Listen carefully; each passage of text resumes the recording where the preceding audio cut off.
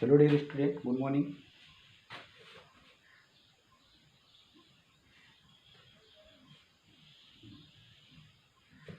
Business study की बात करेंगे। व्यवसाय अध्ययन है ना, व्यवसाय अध्ययन।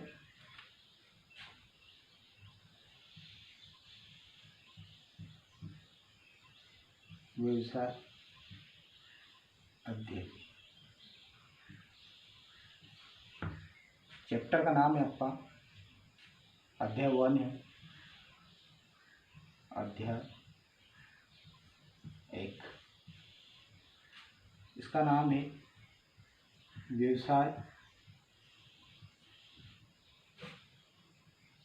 प्रकृति एवं उद्देश्य। प्रकृति एवं उद्देश्य।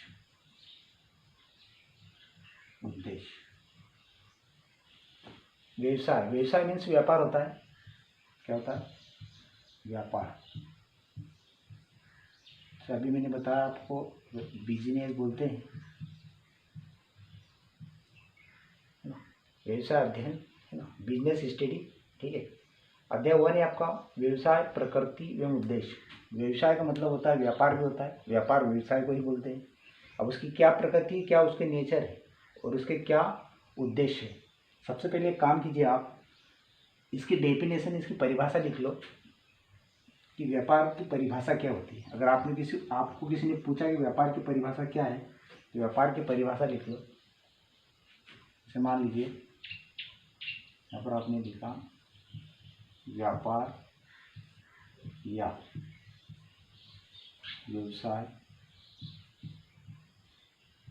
की परिभाषा।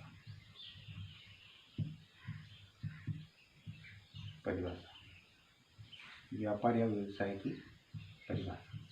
ठीक। परिभाषा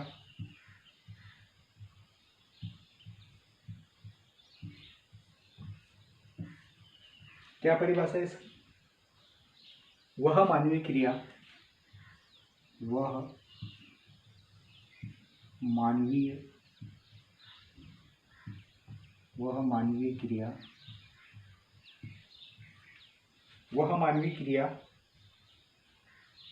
जो वस्तुओं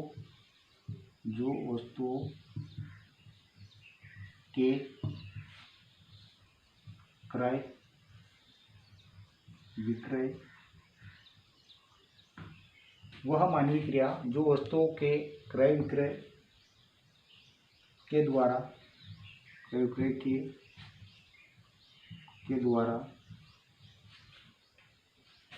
द्वारा धन उत्पन्न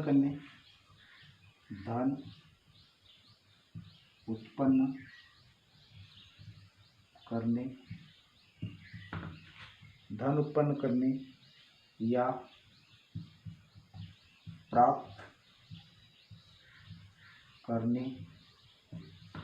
प्राप्त करने से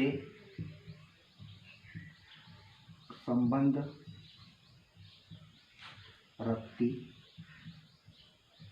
रखती है। व्यवसाय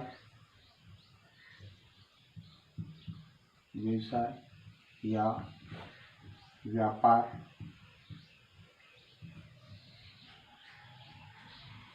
कहलाती है।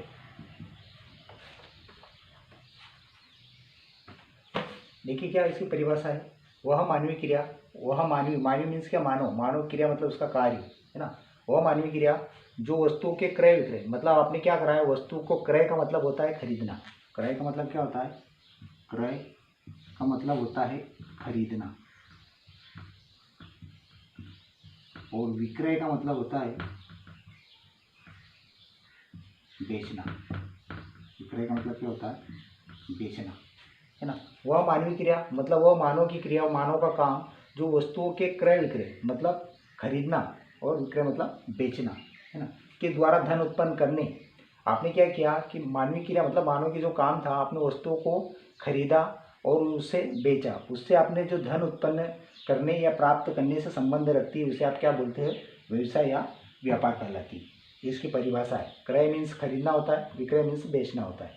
ठीक है। मानव क्रिया जो वस्तु का आपने क्रय की, मतलब आपने खरीदी उसे, है ना। बस उसके बाद में खरीदने के बाद आप क्या किया? उसको बेच दिया। बेचने के बाद आपने जो धन उत्पन्न किया, जो रुपये आपके पास में आया, उत्पन्न प्राप्त करने से संबंध जो रखती है उसे क्या बोलते हैं? व्यवसाय या व्यापार कहलाता है। यह आपकी परिभाषा हो गई।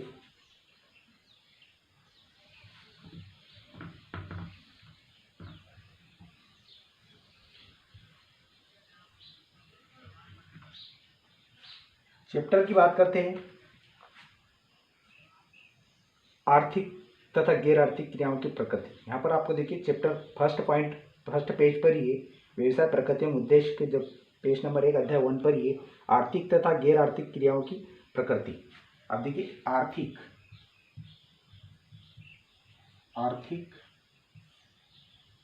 तथा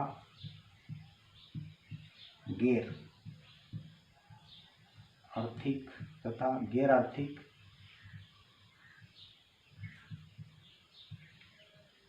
क्रियाओं की प्रकृति।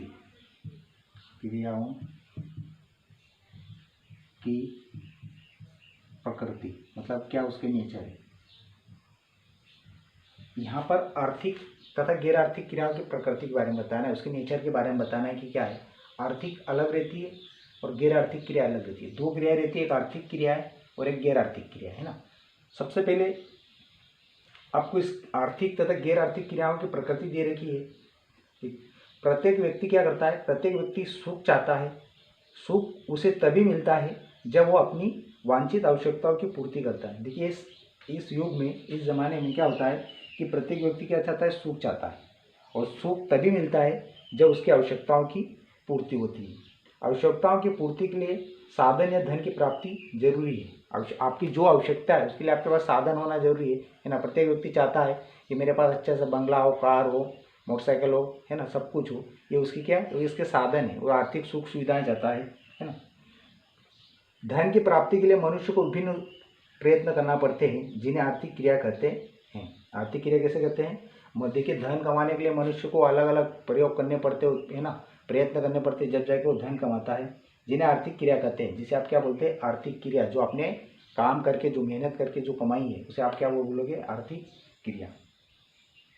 सुख प्राप्ति के लिए आवश्यकता को पूरा करने के उद्देश्य से की जाने वाली ऐसी आर्थिक क्रिया ही मानव के भौतिक जीवन की आधारशिला है।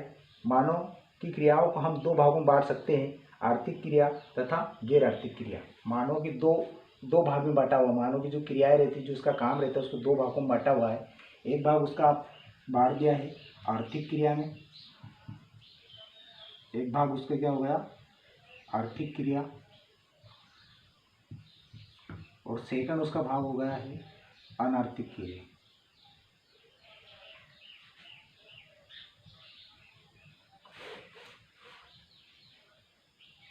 गैर आर्थिक क्रिया, गैर आर्थिक क्रिया और गैर आर्थिक क्रिया, दो भागों में बांटा है इसको। एक क्रिया, आर्थिक क्रिया और गैर आर्थिक क्रिया। सबसे पहले आर्थिक क्रिया की बात करते हैं। तो फर्स्ट पॉइंट है आपके पास में जो है वो आर्थिक क्रिया। आर्थिक क्रिया में क्या होता है ना, मनुष्य की उन सभी क्रियाओं को आर्थिक क्रियाएं कहते हैं जो धन कमाने के उद्देश्य से की जाती है। आर्थिक क्रिया का मतलब क्या होता है? मनुष्य के जितने भी काम रहते हैं, उनका जो उद्देश्य रहता है, मनुष्य की जितनी भी क्रियाएं रहती है वो धन कमाने के उद्देश्य से की जाती है, उसे आप क्या कहते हो? आर्थिक क्रिया कहते हैं। ठीक है। एग्जाम्पल, उदाहरणार्थ आपको दे रखा है, शिक्षक द्वारा शिक्षण कार्य। मतलब एक शिक्षक के द्वारा शिक्षण कार्य, जो शिक्षक रहता है उसका कार्य क्या रहता है? शिक्षण कार्य, मतलब पढ़ाना, शिक्षण जिसे बोलते हैं। शिक्षक के द्वारा शिक्षण कार्य। डॉक्टर के द्वारा क्या होता है? रोगी का उपचार करना। देखिए एक शिक्षक का काम क्या रहता है? शिक्षा देना, है ना, शिक्षण देना। तो ये शिक्षक का कार्य हुआ। अब मान लीजिए डॉक्टर का कार्य क्या है ना, एक डॉक्टर है, ठीक, डॉक्टर का कार्य क्या है? रोगी का उपचार करना। ठीक है। आगे आप देखोगे कृषक द्वारा खेती करना, एक जो कृषक रहता है खेती करने वाला, उसके द्वारा खेती करना। श्रमिक द्वारा कारखाने में काम करना और एक चपरासी द्वारा झाड़ू लगाना आदि आर्थिक क्रियाओं के उदाहरण हैं। ये व्यक्ति इन क्रियाओं से धन का उपार्जन करते, धन कमाते हैं, ठीक है। इसे बोलते हैं आर्थिक क्रिया। आर्थिक क्रिया का मतलब क्या है? ऐसी क्रियाएं जिनका उद्देश्य रहता है धन कमाना, उसे बोलते हैं आप आर्थिक क्रिया। आर्थिक क्रिया के उदाहरण बहुत सारे हैं। जैसे मान लीजिए मैंने अभी कहा कि शिक्षक द्वारा शिक्षण कार्य करना, पढ़ाना, डॉक्टर द्वारा रोगी का उपचार करना, है ना, चपरासी द्वारा झाड़ू लगाना, ठीक है, कारखाने में मजदूर द्वारा जो काम किया जाता है उन सभी के द्वारा ये लोग क्या करते हैं, कुल मिला के, है ना, अपना धन कमाते हैं, मतलब लाभ कमाने के उद्देश्य से की जाती है, जिसे आप आर्थिक क्रिया कहते हैं।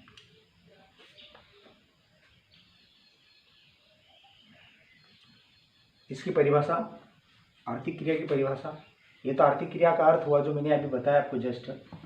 मान लीजिए इसकी परिभाषा की बात करें, इसका अर्थ क्या है? अगर आप अर्थ लिखोगे, मनुष्य की उन सभी क्रियाओं को, अर्थ अगर आप लिखते हो, है ना, जैसे इसका अर्थ है, अर्थ जैसे मीनिंग बोलते हैं, मनुष्य की उन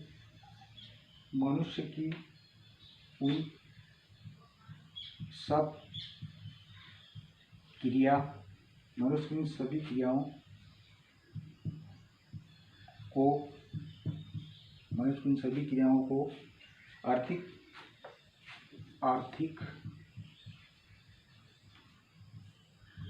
क्रिया, मनुष्य की उन सभी क्रियाओं को आर्थिक क्रिया कहते हैं, जो धन कमाने के उद्देश्य से की जाती है। मनुष्य की उन सभी क्रिया आर्थिक क्रिया कहते हैं जो धन को कमाने के उद्देश्य से की जाती है। उदाहरण के रूप में, जैसे आपने उदाहरण एग्जाम्पल दिया, उदाहरण, ठीक,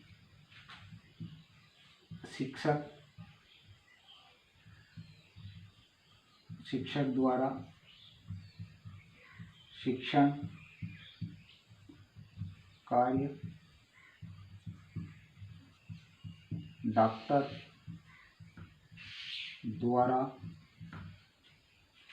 द्वारा रोगी का उपचार करना,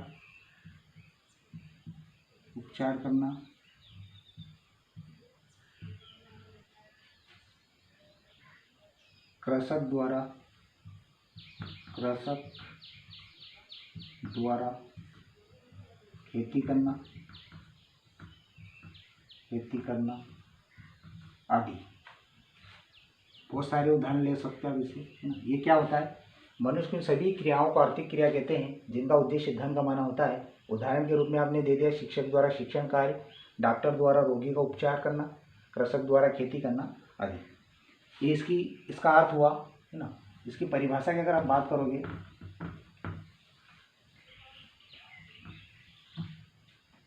इसकी परिभाषा मान लीजिए,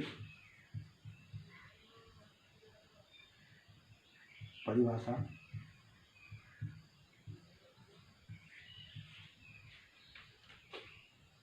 उन क्रियाओं को आर्थिक क्रिया कहा जाता है जो व्यक्ति के भौतिक कल्याण में वृद्धि करती है तथा धन संपत्ति एवं कल्याण की वृद्धि के लिए की जाती है। इसका क्या मतलब हो? देखिए, उन क्रियाओं को आर्थिक क्रिया कहते हैं जो व्यक्ति की भौतिक सुख सुविधाओं का क्या मतलब होता है आपको पता है? आपको भौतिक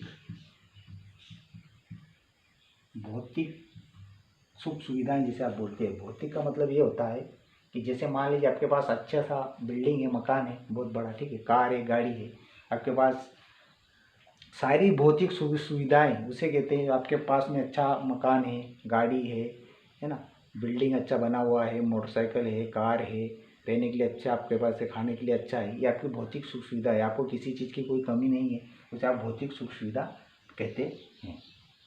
इसकी परिभाषा आपको दे रखी है ना। देखिए, जैसे आप जस्ट देखोगे यहाँ पर, तो आर्थिक क्रिया की आपको परिभाषा दे रखी है यहाँ पर। उन क्रियाओं को आर्थिक क्रिया कहा जाता है। क्रिया मतलब क्या? काम जिसे बोलते हैं, आर्थिक क्रिया जिसे बोलते हैं। आप काम कर रहे हो, मेहनत कर रहे हो, है ना। आर्थिक क्रिया कहते हैं जो व्यक्ति के भौतिक कल्याण मतलब आपके पास सारी सुख सुविधा है, आपके पास सारे सुख है, भौतिक सुख सुविधा आपके पास में में वृद्धि करती है तथा धन संपत्ति एवं कल्याण की वृद्धि के लिए की जाती है, उसे आप क्या बोलते हो? भौतिक सुख सुविधा कहा जाता है। इसकी परिभाषा की मीनिंग और परिभाषा आपको लिखना है आपकी कॉपी में, ठीक है।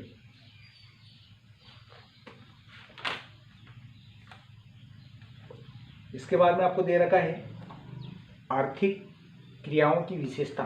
नीचे अगर आप देखोगे है ना, आर्थिक क्रियाओं की विशेषता दे रखी है। धन केंद्रित, फर्स्ट पॉइंट आपका दे रखा है यहाँ पर, धन केंद्रित। आर्थिक क्रियाएं धन केंद्रित होती है, अर्थात इनका प्रत्यक्ष या अप्रत्यक्ष संबंध धन से ही होता है। प्रत्यक्ष या अप्रत्यक्ष मतलब, प्रत्यक्ष मतलब सामने अब जो दिख रहा है आपको ना, इनका उद्देश्य क्या रहता है? प्रत्यक्ष या अप्रत्यक्ष, किसी भी प्रकार से आप धन कमाना चाहो, प्रत्यक्ष या अप्रत्यक्ष रूप से, इनका उद्देश्य रहता है धन कमाना, धन का उपार्जन करना, ठीक है। उपार्जन करना, कमाना एक ही होता है। उसके नेक्स्ट पॉइंट देगा आपको वैधानिक क्रियाएं।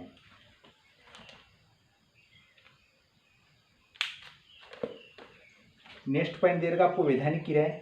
आर्थिक क्रियाओं में केवल ऐसी क्रियाएं ही शामिल है जो अवैधानिक नहीं मानी गई है। अनैतिक ढंग से धनोपार्जन, कालाबाजारी से धनोपार्जन, घूसखोरी से धन आदि को आर्थिक क्रिया की श्रेणी में शामिल नहीं किया जा सकता है। देखिए, आर्थिक क्रियाओं में आर्थिक क्रिया केवल ऐसी क्रियाओं ही में शामिल होती है जिनका उद्देश्य अनैतिक मतलब कोई गलत काम करके नहीं होना, है ना। लीगल मतलब जो कि वैध हो, उसे आर्थिक क्रिया की श्रेणी में लिया गया। जैसे आपने मान लीजिए कहीं से कालाबाजारी करके धन कमाया, है ना, घूसखोरी, आपने रिश्वत लेके धन कमाया, ये आर्थिक क्रिया में शामिल नहीं की जाती है। आपका उद्देश्य क्या होना चाहिए? आपका जो व्यापार है, जो बिजनेस है, वो आपका उद्देश्य जो पैसा कमाना है, आर्थिक क्रिया जो करना है, वो वैध हो, अवैधानिक नहीं होना चाहिए, है ना। जैसे घूसखोरी, कालाबाजारी, इसमें शामिल, आर्थिक क्रिया में शामिल उसे नहीं किया जाता है। थर्ड पॉइंट है आपका औसत व्यक्ति क्रिया है, जिसे एवरेज बोलते हैं, है ना, कि पर व्यक्ति एवरेज क्या, औसत का मतलब क्या होता है? एवरेज, ठीक है। आर्थिक क्रियाओं में केवल उन क्रियाओं को शामिल किया जाता है जो औसत व्यक्ति द्वारा धनोपार्जन के लिए की जाती है। पागल व्यक्ति तथा जुआरी व्यक्ति क्रिया आर्थिक क्रिया में शामिल नहीं होती है ना। जैसे मान लीजिए क्या कोई एक समूह, एक संगठन है, एक संगठन में 10 व्यक्ति कार्य करते हैं। एक संगठन है जिसमें 10 व्यक्ति कार्य करते हैं, ठीक। 10 व्यक्ति ने मान लीजिए पूरे दिन भर में 1000 रुपये कमाए। कितने कमाए?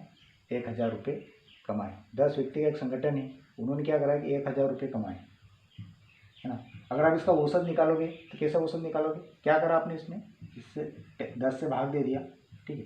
मतलब पर व्यक्ति कितना आ गया? 100 रुपये। मतलब एक व्यक्ति 100 रुपये कमाता है, ये इसका औसत हुआ है। लेकिन इसमें क्या होता है कि कौन व्यक्ति इस श्रेणी में नहीं आता?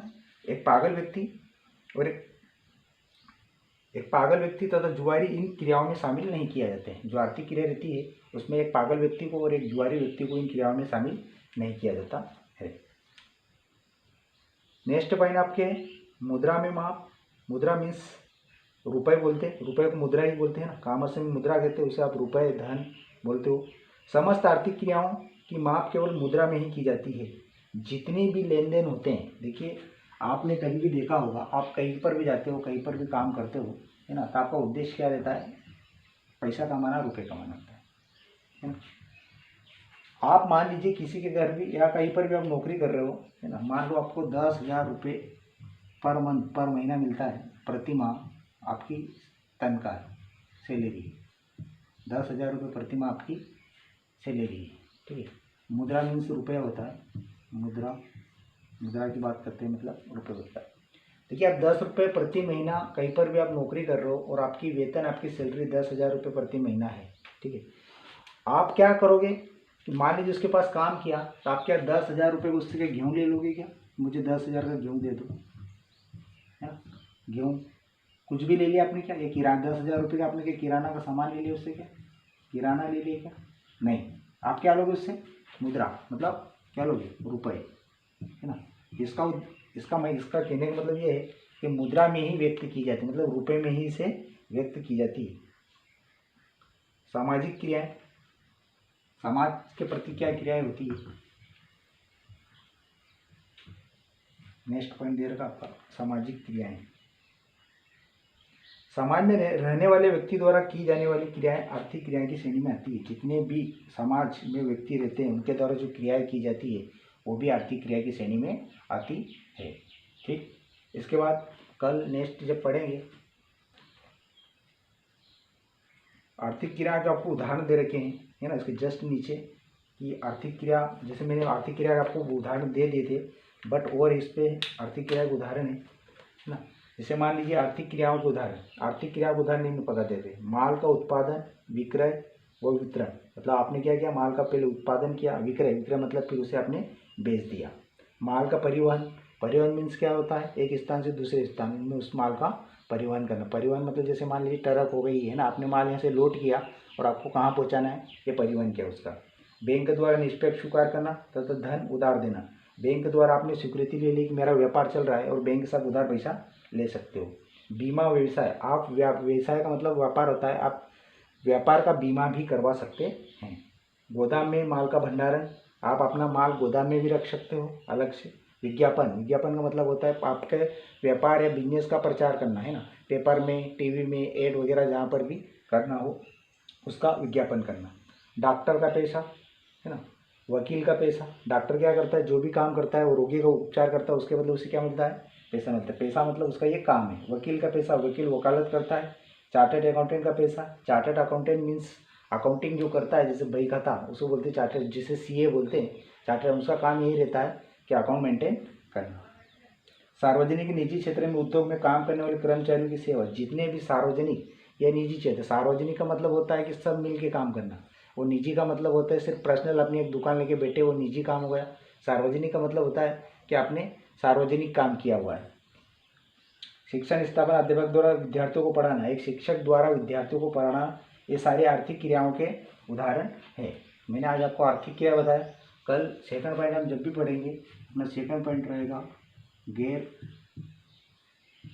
आर्थिक क्रिया। ये आर्थिक क्रिया पढ़ा, जब गैर आर्थिक क्रिया क्या होती है पहले से देखेंगे। गैर आर्थिक क्रिया सेकंड पॉइंट आपका रहेगा कल, गैर आर्थिक क्रिया। आप देखिए बिजनेस में पूरी थ्योरी है, आप इस थ्योरी को one by one step by step पढ़ते जाओगे, आपको धीरे धीरे समझ में आ जाएगा। क्योंकि 10th के बाद में जो भी कॉमर्स लेता है उसके लिए थोड़ा डिफिकल्ट हो जाता है, कठिन पड़ता है। बट क्या धीरे धीरे अगर बच्चा जैसे जैसे पढ़ता चल जाता है तो धीरे धीरे सब समझ में आता जाता है कि कॉमर्स क्या है, और उसे अपना सब्जेक्ट अच्छा लगने लगता है। ठीक, कल गैर आर्थिक क्रिया के बारे में बात करेंगे, है ना। आपको यहाँ पर आर्थिक क्रिया गैर आर्थिक क्रियाओं में अंतर दे रखा हुआ है पेज नंबर 3 पर, है ना, कि आर्थिक क्रिया क्या होती है और गैर आर्थिक क्रिया क्या होती है। आपको इसको लर्न करना है, पढ़ना है ना। ये चाहो तो आपके लिए होमवर्क भी अच्छे से देखना है आपको और पॉइंट नोट करना है। जो कुछ समझ में नहीं आएगा आप मेरे को पूछ सकते हैं। ओके।